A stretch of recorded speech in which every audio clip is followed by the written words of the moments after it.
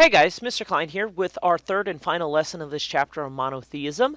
We're going to be talking about the third of the three monotheistic religions that were founded in chronological order. First lesson, of course, was on Judaism, Jews. Second one, our last lesson, was on Christianity. The final one is on Islam, a very important religion today, the second most popular religion in the world with over 1.3 billion people who follow the religion of Islam. And it's very important in the news in the world today, mainly for negative reasons, such as terrorism and things of that nature.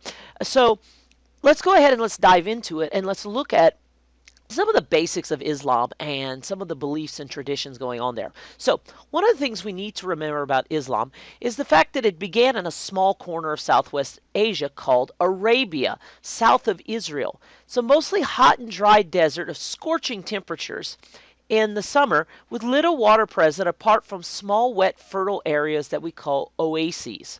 Okay, so when we think of a desert, we think of sand everywhere, except for those places with palm trees and water. We call an oasis. Well, that's where we get the idea from Arabia. Okay, so Israel's right here, Iraq, Iran, Egypt, and we're talking about Arabia, Saudi Arabia. And including this area right here is the Rub al Khali, which literally means empty quarter because there's nothing that's out there. And what we're going to focus on is this city of Mecca and its most famous resident, Muhammad. So let's go ahead and let's dive into this right here as we get back to our notes. And people developed living in the desert in these two ways. First off was the main one, which was what we call nomads. Nomads, of course, are people who don't have a permanent home, but they move place to place. Nomads usually aren't hunter-gatherers in that they're always searching for food, but rather they're looking for food for their animals that they herd. And in Arabia, this usually means goat, sheep, or camels.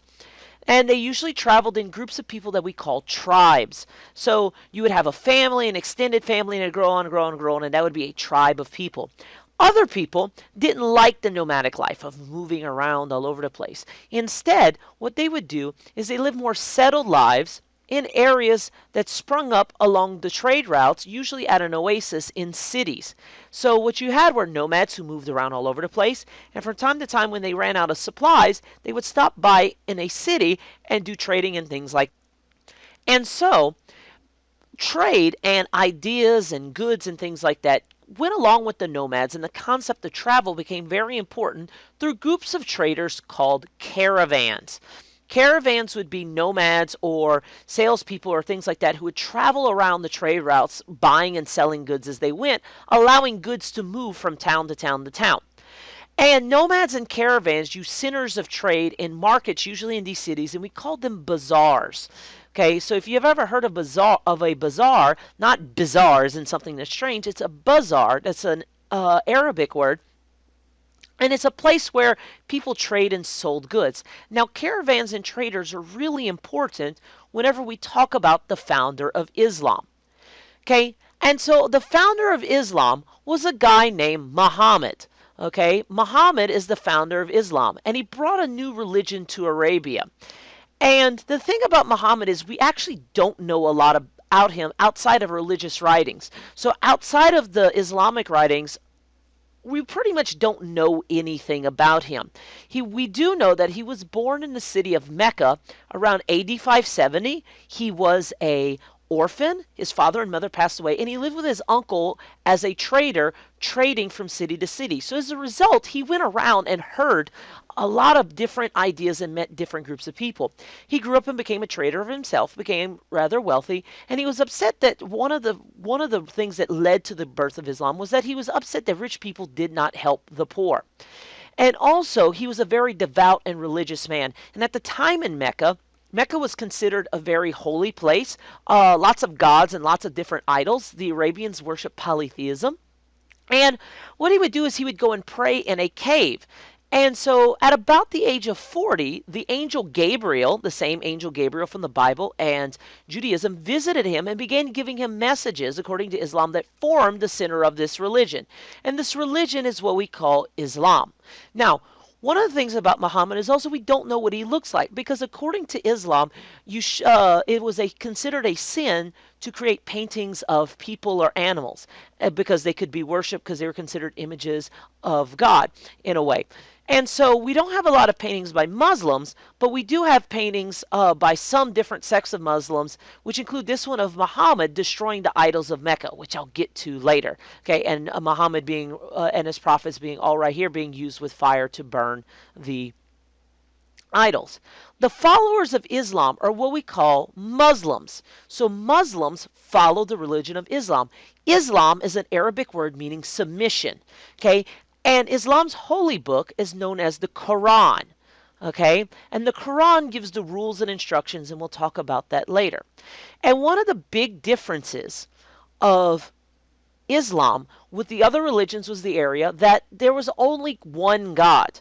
Okay, so rather than in this picture where you have all of these idols to be worshipped in Mecca, that was considered a holy city, Muhammad said, no, there's only one God that needs to be worshipped, and his name is Allah, and which Muslims believe to be the same God as Yahweh of Judaism and God of the Bible of Christianity. So Muslims believe that their God is the same God worshipped as the other two monotheistic religions. In fact, Christians and Jews are considered, according to the Quran, as people of the book. In other words, they follow the same rules as Islam, and as such, they should be treated with tolerance and respect. Now, after Muhammad preached his religion of only one God and not worshiping idols in the city of Mecca, he got kicked out, and he founded the first mosque in the city of Medina, which is to the south and west of Mecca over here. Okay, so if we head down here, we will look for and we will find Medina. Okay, and so what ended up happening was over time,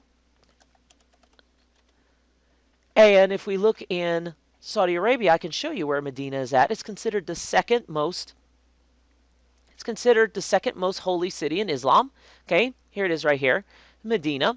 And we moved up here and gathered followers and eventually came back to Mecca, where he overthrew the government and he took over and he set up his religion from there, and he moved on from there. Okay, so at this time, Islam is considered to be a religion of Arabia in this area. So Mecca followed Islam, became submitted to Islam, and became its most holy city. So where do we get the ideas about Islam and stuff like that? Well, we get from their holy book. And after Muhammad died, his followers wrote down his messages from the angel Gabriel, as well as his own teachings in the Quran. And this is a repeat of the notes I just went over. Remember, Islam is just like Judaism and Christianity, and that they only believe in one God. Okay, it's making them monotheistic. And Islam, this God, which they consider the same, it's called Allah. Muslims believe that at the end of the world, that Allah is very just, kind of like the Jewish idea of justice, that Allah believes that there's right and there's wrong. And if you do right, you're going to be rewarded. And you need to obey Allah's rules, and you'll be able to live in paradise, which is like the Christian concept of heaven. And those who did not would be punished, kind of like the Christian version of hell. Okay, if you sin, if you don't follow the rules of the Quran and things like that, Allah will punish you. Muslims believe that Allah has given them many rules to follow. So kind of like Judaism, they have a lot of rules to follow, and in fact, many of them are similar. There's dietary restrictions, there's restrictions on marriage, and other ways of Islamic life. Okay, for Muslims, Islam is not just a religion that you go to the mosque, which is like their church, and follow the rules on Friday, which is their holy day.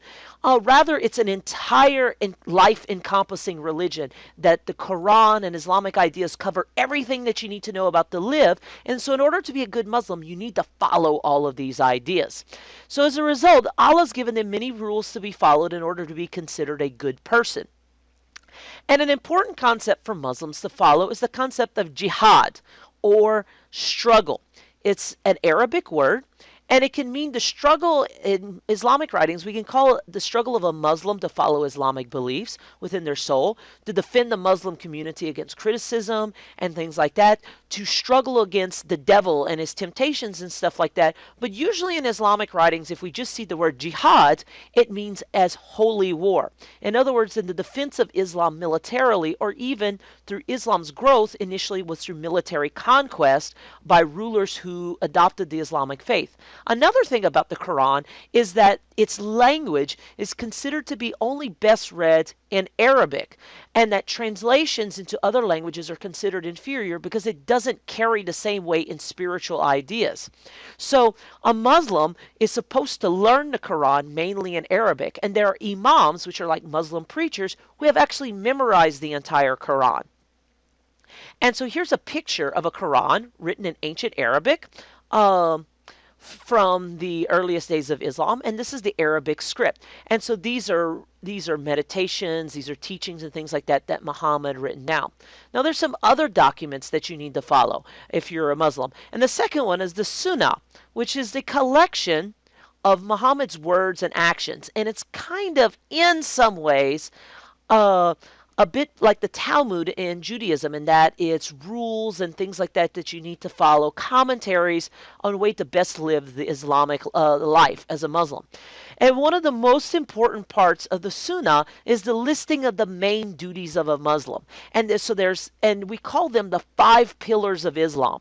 Okay, these are the most important ideas that a Muslim person should follow if they are to be a good Muslim and follow the ideas of Islam and submit themselves, or Islam, to Allah, which is God. The first one is the statement of faith.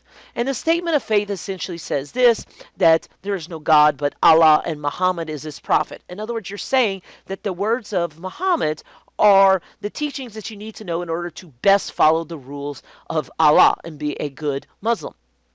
Also, you need to pray 5 times daily. There's sun up, midday, sundown, and before you go to bed in the evening. Okay, there's a yearly donation to charity, which depends on your wealth. Rich people are supposed to give lots of money, whereas poor people could also give their time or good deeds or what they have. There's fasting during the holy month of Ramadan, which is a month-long celebration and religious festival and fasting where you fast from, don't partake of food from sun up to sundown, and then once the sun goes down in the evening, you can eat. And it's a part of focusing on being a good Muslim. Another thing is the pilgrimage to the city of Mecca called the Hajj. And in the Hajj, you're supposed to visit the Kaaba, which is this black box right here. And you see men laying their hands and praying. And it's considered the holiest site of Islam. And if we go right here and we go into Mecca, this right here is the Kaaba. And if I zoom all the way in, this is the mosque. Okay.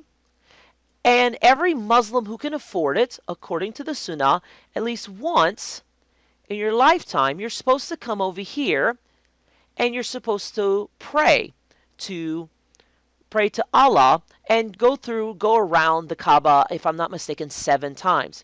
Okay, and so this is Mecca right here, and so every Muslim is supposed to, if they can, come here once a lifetime.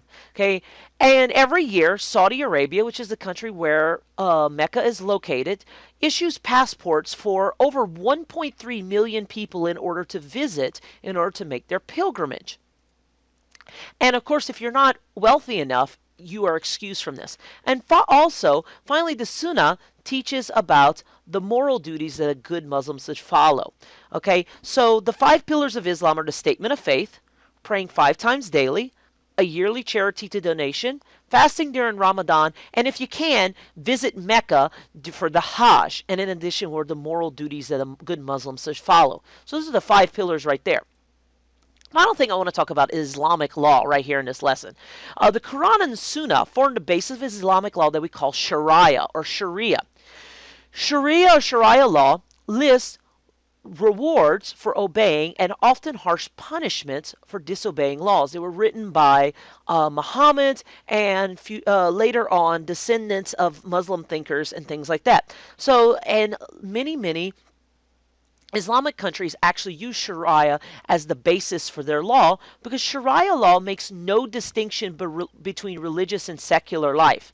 In other words, there's like no rules for your religion, and then there's rules for regular government that don't apply to that. According to Islam, all life should be governed by Islam, and as a result, ideas from the Sunnah and the Quran form the basis of Sharia, which includes things like, if you get robbed, you should get your hand cut off. And there's also rules about lending, marriage, land transfers, wills, and stuff like that. Now, today, this is the distribution of Islam, and there's two main ideas. One is Sunni, which is the vast majority, and there's Shia. And there's some differences in beliefs, but it mainly regards the succession of Muhammad.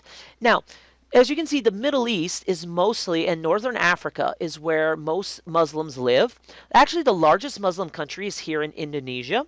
And India is also great too. Now, because of colonization and globalization, things like that, you also have populations here in Europe. There's small European populations traditionally here in Southern Europe. The United Kingdom has a lot of Muslims. The United States has a lot of Muslims through immigrants. And Islam mainly spread through either military conquest or trading throughout this entire area. And in fact, Islam made its way into Europe, took over all of Spain, and was only stopped in France, which we'll talk about in our discussion of medieval world, by the French Christian forces, and was pushed back eventually by the year 1500. So this whole area of the world is what we consider the Muslim world, whereas Europe is considered more Christian. Hinduism is also here too. Buddhism here in East Asia. This area is considered the Muslim world. So there you go. That's the lesson. I know this is long again, but we're talking about a religion followed by over 1.3 billion people. So it's the world's most second popular religion. It was founded in Arabia, in Southwest Asia, where people were mainly nomads because of the harsh climate. A man named Muhammad, according to Islamic beliefs, was visited by the angel Gabriel, who gave him messages. He created the religion of Islam. His writings were written down in the Quran, and it talks about a God named Allah who gives rules that need to be followed. There's another document called the Sunnah, which lists the 5 pillars of Islam: to pray 5 times daily, donate to charity, fast during the holy month of Ramadan, and pilgrimage to the city of Hajj, and also the teachings and moral duties that the Muslims should follow. And that Islam has its own law called Sharia or Sharia law, and that this law spread throughout Islam and is mainly here in the Middle East, Northern Africa, India, and there's still populations in Europe as well as the United States. So there you go. That's your lesson. I hope you enjoyed it. And as always, if you have any questions, please let me know, and thanks for watching.